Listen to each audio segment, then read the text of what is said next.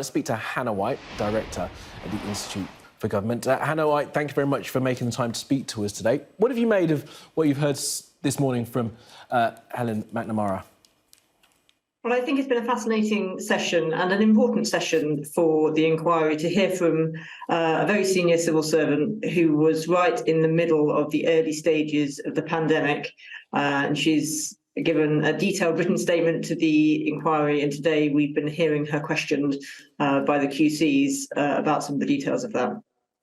And I mean, look, we heard yesterday lots of evidence that really revealed the clear dysfunction at the heart of government in the early days of the pandemic. What have we heard today about the ways that can be repaired or avoided next time?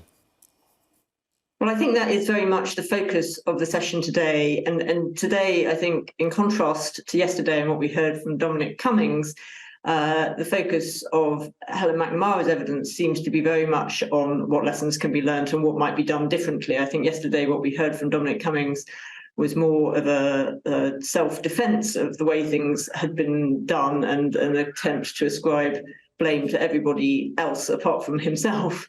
I think what we have heard from Helen MacNamara today has been the way in which things developed over the course of the pandemic. What came out very clearly from the start of her evidence was that there was really an undue sense of confidence in number 10, stemming in part from a misunderstanding of how much planning had been done ahead of a crisis of this type, but also from some of the politicians, in particular Boris Johnson. She highlights that he had a very bullish attitude that the scenes that we were seeing in Italy at the start of the pandemic wouldn't be replicated in the UK, and as we've seen, that proved to be unfounded.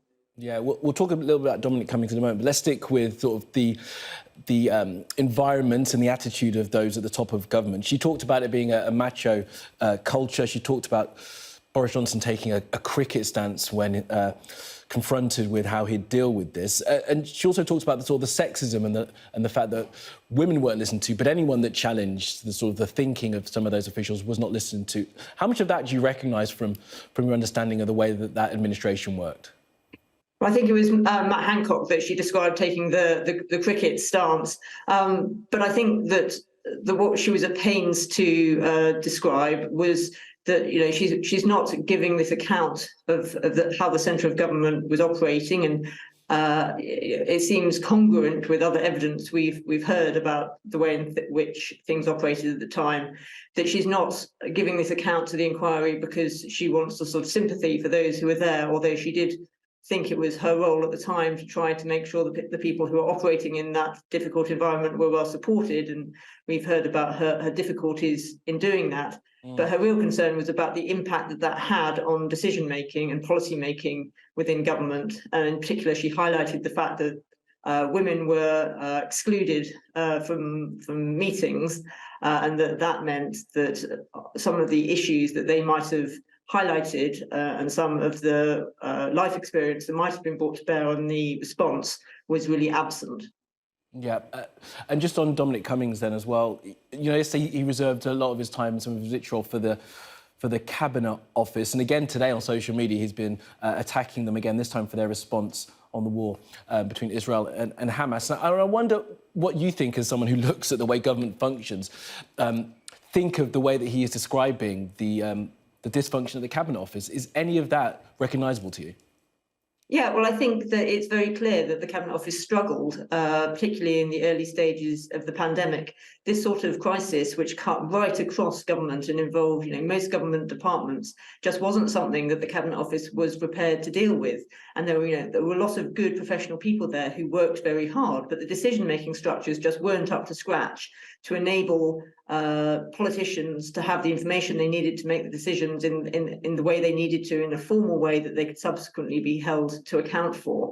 And Helen MacNamara has been talking about how the experience of Brexit had established bad habits in the Cabinet Office in the way in which decisions were taken, which then carried over to the pandemic. And I think there are real questions for government and for the civil service about whether enough has been done to move away from those practices in the period since the pandemic. Quick thought, do you think that enough has been done? Well, that's a question. I mean, I think we need to hear evidence from current politicians who are now perhaps occupying different roles but were present at the time later in the pandemic about what it is that they've done to rectify this situation. And those are questions that no doubt parliamentary committees and their colleagues in Parliament will want to dig into as well. OK, Hannah White from the Institute for Government, thank you for that.